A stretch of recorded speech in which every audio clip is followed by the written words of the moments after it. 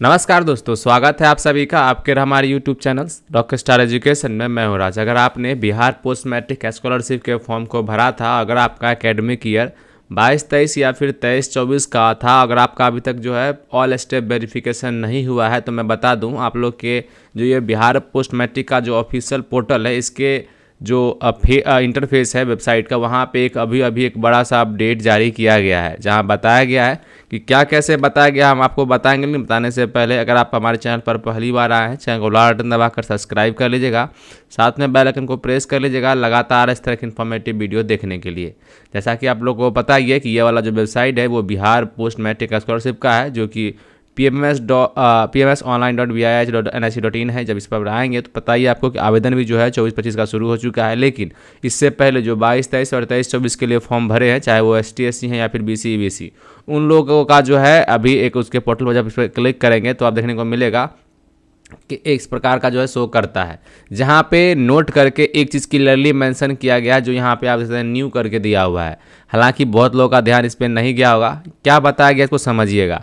Defective application 15 दिनों तक छात्र छात्राओं द्वारा एक्शन नहीं लेने पर परमानेंटली रिजेक्ट की श्रेणी में माना जाएगा। यानी कहने का मतलब है, आपको पता ही है कि पहले अगर आपका फॉर्म डिफेक्टिव होता था, या फिर कह लीजिए कि होने के बावजूद भी अगर आप ध्यान नहीं देते थे, तो आपका फॉर्म को रिजेक्ट नहीं किया था, बल्कि डिफेक्टिव ही शो करता था। आप उसको 6 महीने बाद, 1 साल बाद भी अगर उसको आप सही करते थे तो आपका वो सही हो जाता था और उसके बाद वेरिफिकेशन के लिए चला जाता था। लेकिन अब ऐसा नहीं है। बताया जा रहा है कि अगर आपके फॉर्म को डिफेक्टिव किया जाता है किसी कारणवश, किसी दस्तावेज के कारण, तो आपको उस डिफेक्टिव के 15 दिन के अंदर अंदर, यानी 15 दिन वहाँ से आज जिस दिन डिफेक्टिव होगा उससे 15 दिन उसमें ऐड कर दीजिए। उसके बाद आपको अपने फॉर्म को जिस भी कारण से उसको रिजेक्ट या फिर डिफेक्टिव किया गया है उसको सही सलामत उसको सही कर लीजिए, यानी इंस्पेक्शन ले लीजिए।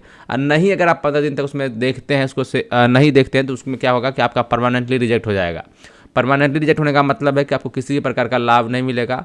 तो याद रखिएगा, यहाँ पे डिफेक्टिव एप्लीकेशन 15 दिनों तक छात्र द्वारा एक्शन नहीं लेने पर परमानेंटली रिजेक्ट के श्रेणी में माना जाएगा। तदुपरांत छात्र को इंस्टीट्यूट डिस्ट्रिक्ट से संपर्क कर एप्लीकेशन को पुनः जीवित करना होगा, अन्यथा इसे परमानेंटली रिजेक्ट की श्रेणी में ही रखा जाएगा। यानी कुल मिला के समझिएगा कि अगर आपका ये परमानेंटली रिजेक्ट हो जाता है तो वैसे केस में क्या है कि आपको बहुत बड़ा जो है दिक्कत का सामना करना पड़ेगा। तो वैसे केस में जो है आप इन चीज़ों को ध्यान देंगे, क्योंकि अगर आपका डिफेक्टिव है, याद रखिए, जैसे मान लीजिए आप लॉगिन है या आप जब पोर्टल पर लॉगिन होंगे तो आपको पता चलेगा कि कहाँ से डिफेक्टिव है। तो नीचे स्क्रॉल करेंगे तो यहाँ पर देखने को मिलेगा, देखिए यहाँ पे पता ही है आपको कि वेरिफिकेशन का जो स्टेप है, ऑल स्टेप, उसमें है एक इंस्टीट्यूट वेरिफिकेशन, दूसरा है फिजिकल कमिटी, तीसरा है institute district maker, district checker, home district committee. ये सारे स्टेप हैं। पहला स्टेप जो अप्रूव हो चुका है एक स्टूडेंट का, इसी तरीके से जो है बारी बारी से सभी स्टेप जो है वेरिफिकेशन होते हैं। उसके बाद आपको पेमेंट डन ऑप्शन को देखने को मिलेगा। लेकिन बात यहाँ ऐसा है कि जिन लोगों का किसी भी स्टेप से, चाहे वो इंस्टीट्यूट हो, चाहे फिजिकल हो, या फिर इंस्टीट्यूट डिस्ट्रिक्ट चेकर मेकर या फिर होम कमेटी, कहीं से अगर आपको डिफेक्टिव किसी कारणवश करता है तो रिमार्क में आपको वहाँ ऑप्शन देगा कि इस कारण से आपको डिफेक्टिव किया जाता है। तो उसको आप सुधार कर लेंगे एडिट स्कॉलरशिप में जाकर, और उसको फिर से जो है आप फटाफट जो है कर लेंगे। हाँ, क्योंकि देखिए हर जगह ही पॉपअप को शो कर दे रहा है कि अगर आपका फॉर्म को डिफेक्टिव किया जाता है, अगर यहाँ पे अप्रूव के बजाय डिफेक्टिव शो करता है, तो वैसे केस में कहा गया है कि अगर आप 15 दिनों के अंदर अंदर इस चीज़ को सही नहीं करते हैं तो आपके फॉर्म को परमानेंटली रिजेक्ट कर दिया जाएगा। तो अगर आपके घर परिवार में या फिर फ्रेंड सर्कल में कोई भी वैसे लड़का लड़की हैं जो कि डिप्लोमा, BEd या फिर DLEd या फिर ITI जिस भी प्रकार का कोर्स कर रहे हैं 10th पास करने के बाद, और उन्होंने अगर एकेडमिक ईयर 22-23 और 23-24 के लिए बिहार पोस्ट मैट्रिक स्कॉलरशिप के फॉर्म को भरा है, तो उन तक वीडियो जरूर शेयर किया ताकि उनको पता चल सके कि उन लोगों का जो है अगर फॉर्म डिफेक्टिव है, अगर वो अभी तक सुधार नहीं किए हैं, तो बिल्कुल चेक करके अपना सुधार कर लें। बाद बाकी मैं बता दूं, जिन लोगों का जो भी स्टेप वेरिफिकेशन हुआ, एक बार आप कंटिन्यू चेक करते रहें, क्योंकि बहुत लोगों का